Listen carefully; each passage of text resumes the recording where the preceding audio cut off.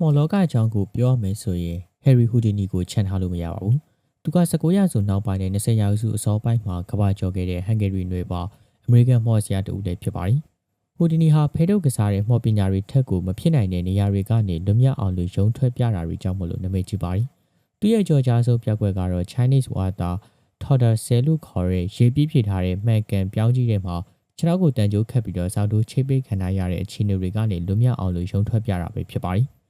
ဒါရီမကသေးပဲနဲ့လက်ထိတ်တွေတန်ကြိုးတွေနဲ့တုံ့နှောက်ပြီးတော့မြစ်ထဲကိုခုန်ချတာမြေရောက်ထဲမှာအရှင်လက်လက်မြုပ်နှံခံရတာတွေကလည်းလွတ်မြောက်ပြခဲ့ပါတယ်။ဟူဒီနီဟာမော်ဆီယာတယောက်တည်းမကဘဲနဲ့လူအများရဲ့စိတ်ကူးရှင်မှုကိုစိန်ခေါ်နိုင်ခဲ့တဲ့တမိုင်းဝင်ပုဂ္ဂိုလ်တူဖြစ်ပါတယ်။နံပါတ်2ကတော့ David Copperfield ပါ။ကျွန်တော်လက်ရှိခေတ်မှာကမ္ဘာအောင်မြင်ဆုံးသောမော်ဆီယာကိုပြပါဆိုရင်တော့ David Copperfield ကိုပဲပြမှာဖြစ်ပါတယ်။သူကကမ္ဘာတပိုင်းမှာစီးပွားရေးအအောင်မြင်ဆုံးနဲ့စုတစိတ်အများဆုံးရရှိထားတဲ့မော်ဆီယာပဲဖြစ်ပါတယ်။ကော်ပါဖီရဲ့ပြကွက်တွေကတာမန်မြက်လက်အဆင့်ထက်ကိုကျော်လွန်ပြီးတော့ကြီးကျယ်ခမ်းနားတဲ့ပုံရိပ်ရောက်ဖန်တီးမှုတွေပဲဖြစ်ပါတယ်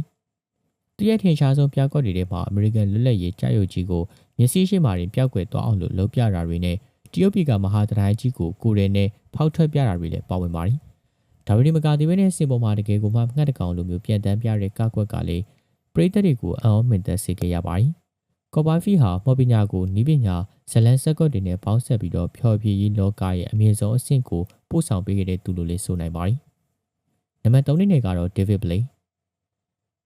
ကတော့မော်ပညာကိုခမ်းနားတဲ့စင်မြင့်တွေပေါ်ကနေလမ်းဘေးကပြည်သူတွေကြားတဲ့ထိကိုယူဆောင်လာပေးခဲ့တဲ့သူပါ။သူဟာ1990ပြည့်လွန်နှစ်တွေမှာ Street Magic ဆိုတဲ့အမျိုးအစားကိုကမ္ဘာမှာရေပန်းစအောင်လို့လုပ်ခဲ့ပါတယ်။သူကလူတွေရဲ့မျက်စိရှိမှတင်ဖဲတုပ်တွေနဲ့ထူးဆန်းတာတွေလုပ်ပြတာလေထဲမှာတကူလုံးမြောက်တက်ပြတာတွေနဲ့စတင်ပြီးတော့ကြော်ကြခဲ့ပါတယ်။ဒါပေမဲ့လို့ Blaine ကိုပို့ပြီးတော့နာမည်ကြီးစေခဲ့တာကတော့လူသားတစ်ယောက်ရဲ့ခန္ဓာရည်ကိုဆက်တက်တဲ့ပြကွက်တွေပါ။ဥပမာအနေနဲ့ပြောမယ်ဆိုရင်ရေကတုံးကြီးထဲမှာ63နိုင်ကျော်အောင်လို့နေပြတာမြေရောက်ကဖန်ကောင်းတလားထဲမှာရက်သက်တပတ်ကြအောင်လို့အစာမစားပဲအရှင်လက်လက်အမြုပ်ခံနေပြတာ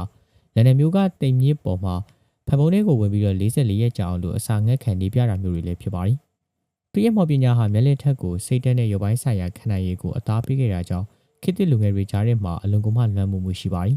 ။နံပါတ်4နဲ့ပြောရမယ်ဆိုရင်မော်ပညာရဲ့လွှမ်းမိုးမှုနဲ့ခေတ်သစ်ပြောင်းလဲမှုတွေအကြောင်းပါ။ဒီမော်ဆရာကြီး3ဦးစလုံးမှာတူညီတဲ့အချက်တစ်ခုကတော့သူတို့ဟာမဖြစ်နိုင်ဘူးလို့ယူဆထားတဲ့အရာတွေကိုဖြစ်နိုင်ပါတယ်ဆိုတာကိုလက်တွေ့လုပ်ပြပြီးတော့လူသားတွေရဲ့အတွေးခေါ်တွေကိုပြောင်းလဲပေးခဲ့ပါတယ်။မော်ပညာဆိုတာဟာလှည့်စားမှုတသက်မဟုတ်ဘဲနဲ့လူတွေရဲ့စိတ်ကူးရဲ့အိမ်မက်တွေကိုအကောင့်ထဲပေါ်ပြတဲ့အမှုပညာတစ်ရပ်ဖြစ်ပါတယ်။ယနေ့ခေတ်2026ခုနှစ်မှာတော့မော်ပညာဟာ digital နည်းပညာတွေ AI တွေနဲ့ပေါင်းဆက်ပြီးတော့ပို့ပြီးတော့စံတက်လာနေပါပြီ။ဒါပေမဲ့လို့ဟူဒီနီရဲ့တက်တီကော်ပါဖီရဲ့ခန္ဓာမှုနဲ့ဘလိန်ရဲ့ထူးခြားတဲ့ခန္ဓာရည်စွမ်းရည်တွေကတော့မော်လောကရဲ့အခြေခံအုတ်မြစ်တွေအဖြစ်ကိုဆက်ရှိနေအောင်မယ်လို့လည်းမျှော်လင့်ပါတယ်။မော်ဆရာတယောက်ရဲ့စွမ်းဟာလက်အမြန်နှုန်းထက်ပရိသတ်ရဲ့စိတ်နှလုံးကိုဘယ်လောက်ထိဖန်ဆားနိုင်တယ်လဲဆိုတဲ့အပေါ်မှာပဲမူတည်နေတာဖြစ်ပါတယ်။မိတ်ဆွေတွေနဲ့ကရောမော်ပညာနဲ့ပတ်သက်ပြီးတော့ဘယ်လိုတွေထင်မြင်တယ်လဲဆိုတာကွန်မန့်လေးမှာဖြေပေးခဲ့ကြပါဦး။